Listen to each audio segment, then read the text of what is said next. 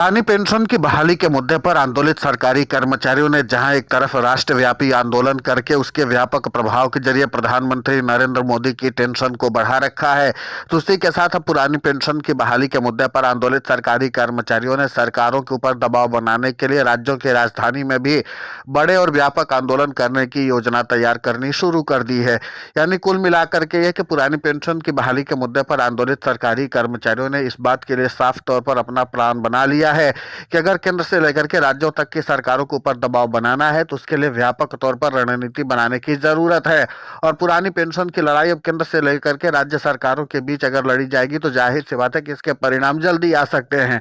इसीलिए पुरानी पेंशन की बहाली के मुद्दे पर आंदोलित सरकारी कर्मचारियों ने कई राज्यों में अब एक साथ पुरानी पेंशन की बहाली के मुद्दे पर व्यापक आंदोलन करने का फैसला कर लिया है। माना यह जा रहा है कि आगामी समय में जिस तरीके से पुरानी पेंशन की बहाली के मुद्दे को लेकर के योजना बन रही है उसके नाते से सरकारों के ऊपर दबाव बढ़ सकता है। आपको बता दें कि पुरानी पेंशन की बहाली के मुद्दे पर जिस तरीके से सरकारी कर्मचारियों ने राष्ट्रीय राजधानी दिल्ली में व्यापक आंदोलन किया है उसके नाते से केंद्र की नरेंद्र मोदी सरकार बैकफुट पर आई और यूनिफाइड पेंशन स्कीम को लेकर के भी अब अनेक कदम पीछे ले लिए हैं। तो इसका मतलब साफ है कि अगर पुरानी पेंशन की बहाली के मुद्दे पर सरकारी कर्मचारी इसी रणनीति के तहत काम करते हैं तो बहुत जल्द राज्यों की सरकारें भी दबाव में आ सकती हैं। तो जाहिर सी बात है कि जब राज्य और केंद्र की सरकारें एक साथ पुरानी पेंशन की बहाली के मुद्दे पर घिरती हुई नजर आएंगी तो फिर सरकारी कर्मचारियों की ओपीएस बहाली में ज्यादा सहूलियत हो सकती है। इसीलिए पुरानी पेंशन की बहाली के मुद्दे पर आंदोलित सरकारी कर्मचारियों के प्रतिनिधियों ने कहा कि जिन राज्यों में या तो बीजेपी शासित सरकारें हैं या फिर एनडीए शासित सरकारें हैं वहां पर हमें व्यापक रणनीति बना करके काम करने की जरूरत है। और अगर हम व्यापक रणनीति के तहत जमीन पर उतर सड़क से लेकर के संसद तक की लड़ाई में हमें बहुत जल्दी सफलता मिल सकती है। पुरानी पेंशन की बहाली के मुद्दे पर आंदोलित सरकारी कर्मचारियों ने अपना रुख साफ कर दिया है कि पुरानी पेंशन की बहाली सिर्फ और सिर्फ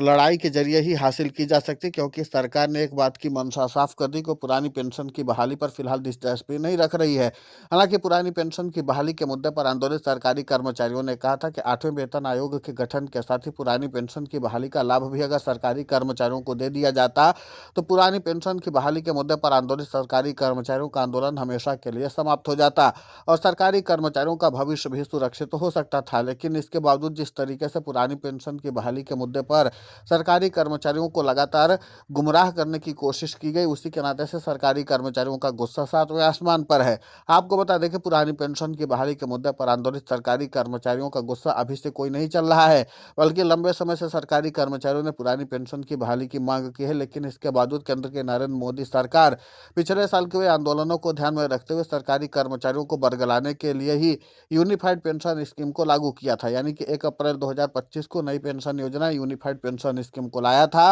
और जैसे केंद्र की नरेंद्र मोदी सरकार ने इसका ड्राफ्ट तैयार किया था वैसे ही पुरानी पेंशन की बहाली के मुद्दे पर आंदोलित सरकारी कर्मचारियों और उनके प्रतिनिधियों ने खुले तौर पर इसका विरोध करना शुरू कर दिया था। अब माना यह जा रहा है कि जिस तरीके से पुरानी पेंशन की बहाली के मुद्दे पर कई राज्यों के सरकारी कर्मचारी एक साथ एक मुश्त होकर के आंदोलन करेंगे, यानी कि हर एक राज्य में पुरानी पेंशन की बहाली के मुद्दे पर आंदोलित सरकारी कर्मचारियों का आंदोलन व्यापक तौर पर चलता रहेगा। और जैसे ही आंदोलन आगे बढ़ता चला जाएगा राज्यों की सरकारों के साथ साथ केंद्र की नरेंद्र मोदी सरकार के लिए भी चुनौती बढ़ेगी।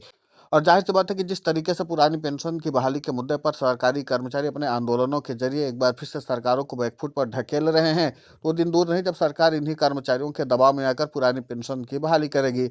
एनएमओपीएस के राष्ट्रीय अध्यक्ष और अटेवा के प्रदेशाध्यक्ष विजय कुमार बंधु ने भी मीडिया से बात करते हुए बताया कि केंद्र की नरेंद्र मोदी सरकार अब पहले की तरह आंदोलनों को दबाने की कवायद में जुटी हुई है, लेकिन इस बार सरकारी कर्मचारियों ने अपनी ताकत का शक्ति प्रदर्शन किया है। सरकारी कर्मचारियों ने अभूतपूर्व सफलता हासिल की है और यही कारण है कि सरकार अब जो पुरानी पेंशन की बहाली के मुद्दे पर आंदोलित सरकारी कर्मचारियों से बातचीत करने के लिए तैयार नहीं थे, वो सरकारी कर्मचारियों के प्रति सहानुभूति भी रखती हुई नजर आ रही है। इसका मतलब साफ है कि पुरानी पेंशन की बहाली के मुद्दे पर आंदोलित सरकारी कर्मचारियों का आंदोलन सही दिशा में चल रहा है, लेकिन जरूरत हमें कि राज्य से लेकर के केंद्र की सरकार के ऊपर दबाव बनाए रखना। और अगर हम इस तरीके की रणनीति को अख्तियार करते हैं तो बहुत जल्द सरकार इसके दबाव में आएगी भी। और पुरानी पेंशन की बहाली के मुद्दे पर आंदोलित सरकारी कर्मचारियों के प्रतिनिधियों ने कहा कि जनवरी से लेकर के फरवरी और मार्च तक में लगभग सभी राज्यों की राजधानी में पुरानी पेंशन की बहाली के मुद्दे पर व्यापक आंदोलन चलेगा और इसके अलावा महारैली का भी आयोजन किया जाएगा। यानी कि ग्राउंड जीरो पर सरकारी कर्मचारी पुरानी पेंशन की बहाली के मुद्दे को लेकर के व्यापक रणनीति बनाएंगे।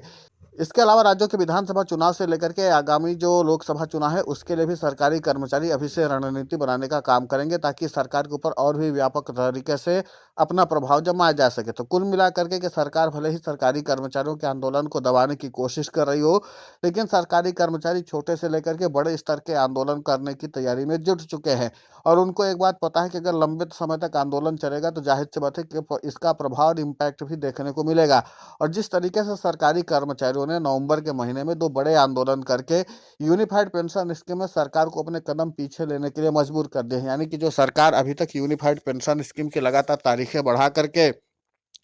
सरकारी कर्मचारियों को यूनिफाइड पेंशन स्कीम स्वीकार करने के लिए दबाव बना रही थी, वही सरकार अब यूनिफाइड पेंशन स्कीम की नई तारीख का ऐलान नहीं कर रही है। जाहिर सी बात है कि सरकारी कर्मचारियों के बड़े आंदोलनों का ही इम्पैक्ट देखने को मिल रहा है। तो कुल मिलाकर के कि सरकारी कर्मचारियों ने जिस तरीके से अपने रणनीति का ऐलान किया और उसके बाद सरकार को लगातार अपने कदम पीछे लेने पड़ रहे हैं, तो इसका मतलब साफ है कि अब सरकारी कर्मचारी आगे चल करके और भी ज्यादा केंद्र की नरेंद्र मोदी सरकार के लिए चुनौती खड़ी करने वाले हैं। और इसी के साथ बीजेपी शासित और इंडिया शासित राज्यों की सरकारों के लिए भी चुनौती बढ़ने वाली है। और यूनिफाइड पेंशन स्कीम में पूरी तरीके से बट्टा सरकारी कर्मचारियों ने ही लगाया है और अब आगे चल करके इसको वापस लेने के अलावा कोई और विकल्प नजर नहीं आ रहा है। और सरकारी कर्मचारी तो इसी मांग पर अड़े हुए हैं कि या तो बजट में या तो फिर 8वें वेतन आयोग के गठन के साथ ही पुरानी पेंशन की बहाली पर सरकार बात कर ले, सरकारी कर्मचारी अपने आंदोलन को वापस ले लेंगे। अब सरकार और सरकारी कर्मचारियों के बीच ठनी हुई है, लेकिन फिलहाल सरकार की तरफ से एक ही बात कही जा रही है कि पुरानी पेंशन की बहाली की जो मांग है वो भूतकाल की बात है,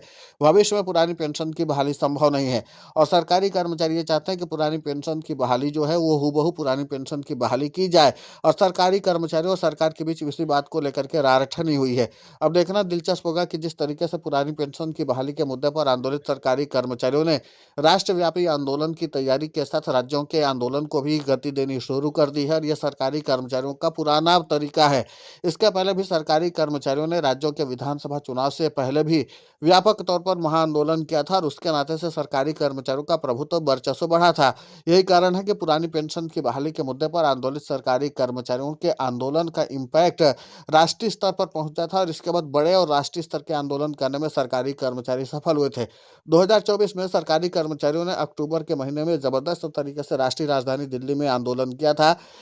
1 अक्टूबर 2024 को राष्ट्रीय राजधानी दिल्ली में सरकारी कर्मचारियों ने जिस तरीके से आंदोलन किया था उसकी चर्चा पूरे साल भर रही थी। इस बार नवंबर के महीने में 2 बड़े आंदोलन करके सरकारी कर्मचारियों ने सरकार को खुली चुनौती पहले से ही दे दी है। फिलहाल इस पूरे घटनाक्रम को लेकर के आपकी प्रतिक्रिया बहुत महत्वपूर्ण होती है, आप हमें कमेंट करके जरूर बताएं। साथ ही पुरानी पेंशन की बहाली के मुद्दे पर हम लगातार आंदोलित होकर के खबरें चला रहे हैं। आप हमारे समर्थन के लिए चैनल को सब्सक्राइब करें, खबर को ज़्यादा से ज़्यादा शेयर करें ताकि पुरानी पेंशन की बहाली का मुद्दा और बुलंद हो।